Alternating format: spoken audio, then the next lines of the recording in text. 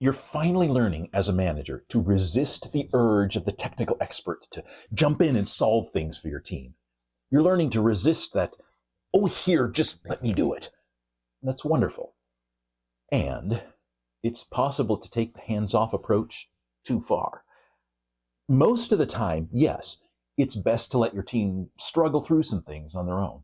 The more you act as the rescuer, the more you become a bottleneck, and the weaker your team becomes as you condition them to rely on you for progress. Sometimes the best approach is simply observing from a distance. Sometimes it's coaching them with strategic questions to spark their thinking and help them find their own solution. But there are times when it is very much your job to step in and intervene. Sometimes the problem crosses team boundaries or goes beyond an individual's authority to act. Sometimes repetition shows that the problem is a systemic one, not an individual one.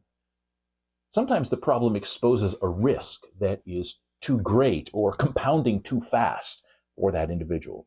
For example, a moral or ethical quandary, a physical or mental health danger, or an irreversible business or customer outcome. When you need to intervene, it's important to act quickly and decisively.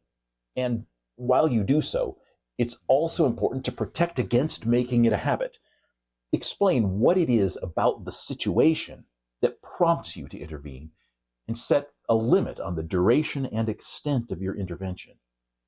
When the situation is resolved, be sure to hand ownership back to the team while working with them to change the system to prevent the situation from repeating. And if you'd like to explore your situation further so that you can become the manager your team needs without burning out or second-guessing yourself, let's talk.